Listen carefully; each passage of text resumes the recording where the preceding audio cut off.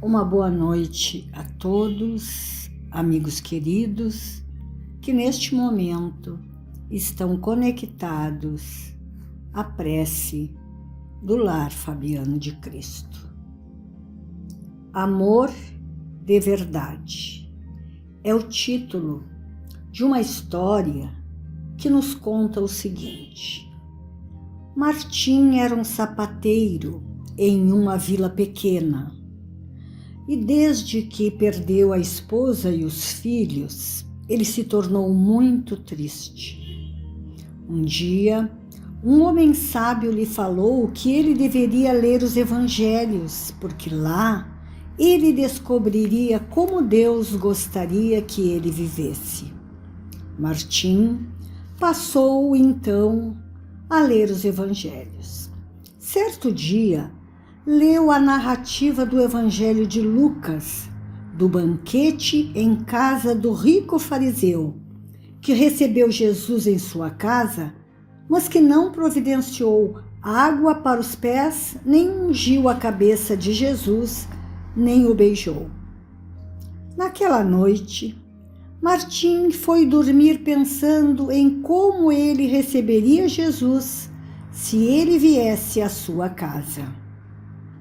De repente, acordou sobressaltado, com uma voz que lhe dizia: Martim, olha para a rua, amanhã eu virei visitá-lo.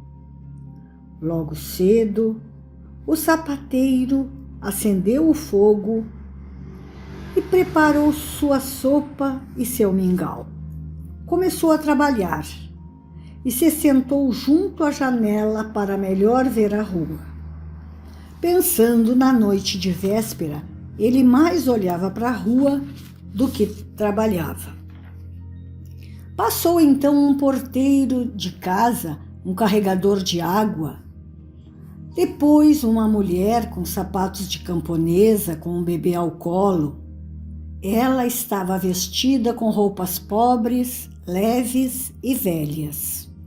E segurava junto ao corpo um bebê, seu filho, buscando protegê-lo do vento frio que soprava forte. Martim convidou-a a entrar e lhe serviu a sopa quente. Enquanto comia, ela contou a sua vida. Seu marido era soldado, estava longe há 8 meses e ela já vendera tudo o que tinha e acabara até de empenhar o seu chale. Martim buscou um casaco grosso e pesado e envolveu a mulher e o filho. Depois de alimentá-los e agasalhá-los, eles se foram, não sem antes Martim deixar na mão da pobre mãe umas moedas para que ela pudesse retirar o chale do penhor. Quando um velho que trabalhava na rua, limpando a neve da frente das casas, parou para descansar, encostado à parede da sua oficina e lar, Martim o convidou a entrar.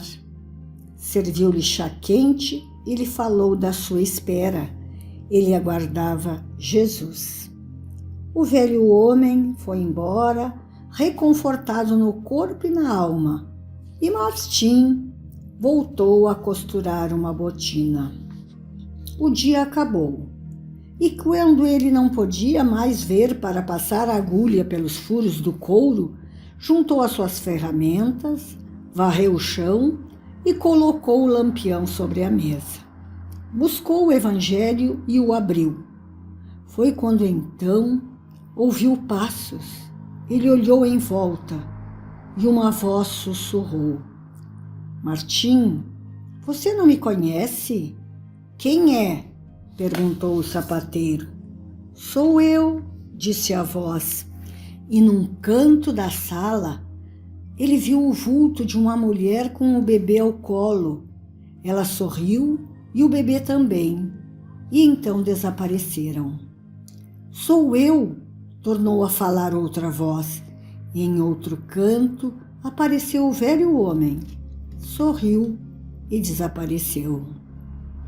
A alma de Martim se alegrou. Então ele começou a ler o Evangelho onde estava aberto, porque tive fome e me destes de comer. Tive sede e me destes de beber. Era hóspede e me recolhestes. No fim da página ele leu: quantas vezes vós fizestes isto a um destes meus irmãos mais pequeninos, é a mim que o fizestes. E Martim, entre sonolento e perplexo, compreendeu que o Cristo tinha ido a ele naquele dia e que ele o recebera bem. Amigos queridos, estamos nesta semana comemorando mais um ano do Lar Fabiano de Cristo. Lar que tem este mentor que foi a exemplificação da prática do amor. Por isso, nossos corações estão em festa e vimos este momento mais especial ainda para refletirmos sobre o tema proposto para esta semana, que é Amor, Vínculo de Perfeição, que é uma epístola de Paulo, onde consta: ainda que eu falasse a língua dos homens e dos anjos e não tivesse amor, seria como metal que soa ou como símbolo que retine. E ainda que tivesse o dom de profecia e conhecesse todos os mistérios e toda a ciência, e ainda que tivesse toda a fé, de maneira tal que transportasse os montes e não tivesse amor, nada seria. E ainda que distribuísse todos os meus bens para sustento dos pobres, e ainda que entregasse o meu corpo para ser queimado e não tivesse amor, nada disso me aproveitaria. Porque o amor é sofredor, é benigno, não é invejoso, o amor não se vangloria, não se ensoberbece, não se porta inconvenientemente, não busca os seus próprios interesses, não se irrita, não suspeita mal, não se regozija com a injustiça, mas se regozija com a verdade. Tudo sofre, tudo crê, tudo espera, tudo suporta. O amor jamais acaba.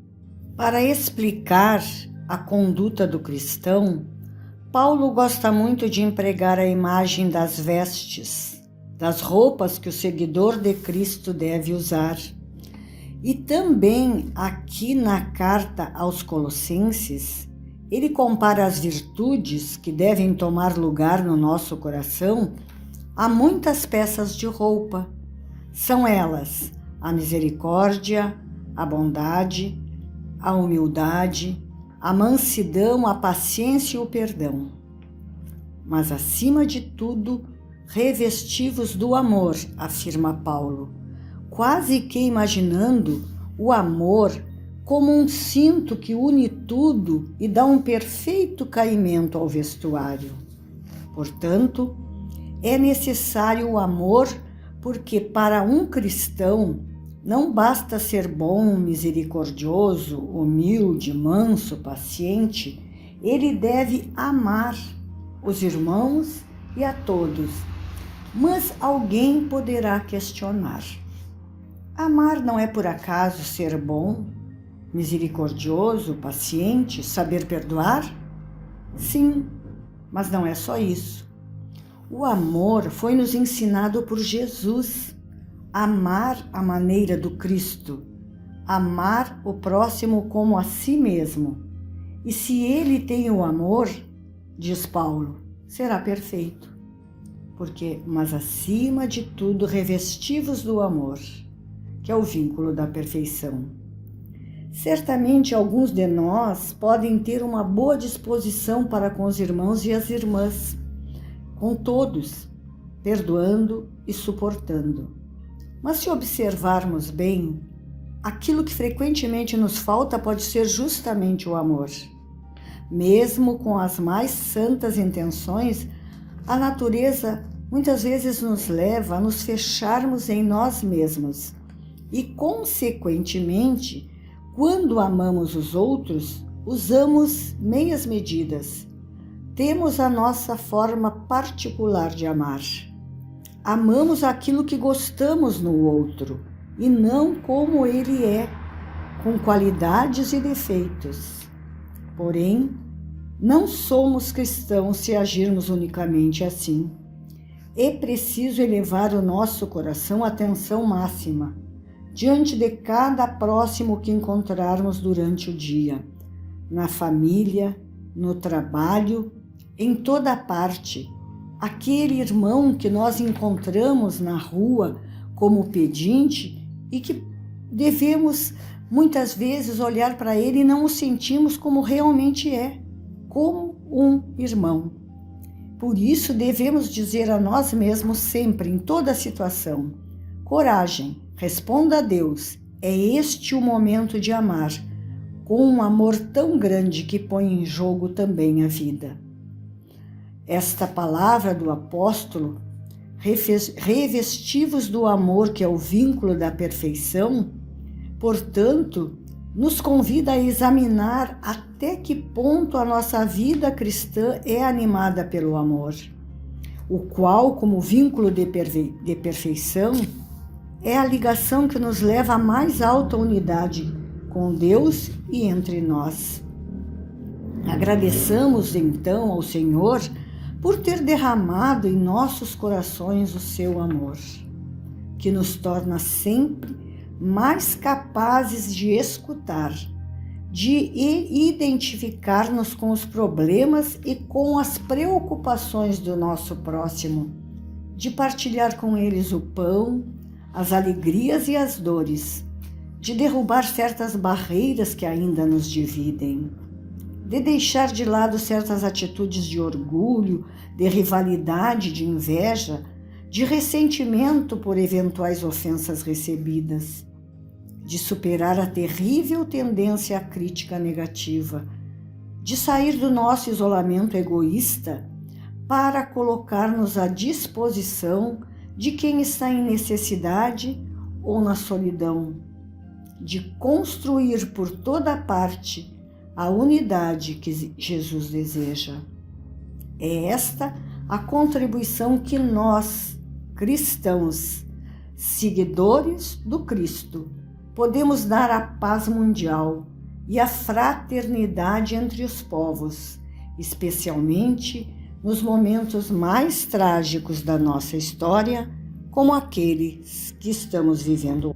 Percebemos assim que o verdadeiro amor implica num processo espontâneo, no qual priorizamos proporcionar felicidade aos nossos afetos, aqueles que conosco convivem e aonde estamos situados.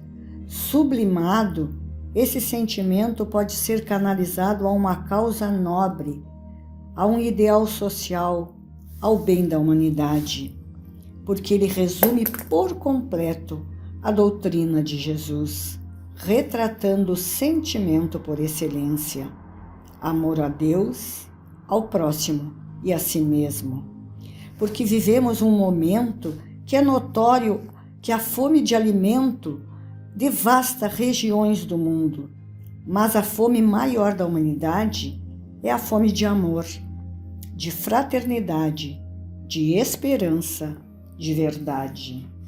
Só o amor divino vai alimentar o universo da maneira que ele necessita para equilibrar-se, pois é o pão sagrado das almas. Trabalhemos para que ele se propague no mundo com mais força, para que a violência ceda seu espaço para as construções no bem. Aprendamos a amar e compartilhemos generosamente esse sentimento, essa bendita essência divina. Essência de que estamos impregnados, que nascemos com ela, existe em germe, basta que atentamos para desenvolvê-lo. E podemos tornar esse imenso mundo de Deus cada vez melhor, porque Jesus nos convida sempre a nos perguntarmos: o que eu posso fazer para melhorar a vida do meu semelhante? Sendo assim, meus queridos companheiros de jornada, meu pedido hoje é o mesmo de Paulo em Colossenses. E sobre tudo isso, revestivos de amor, que é o vínculo da perfeição. Que assim seja.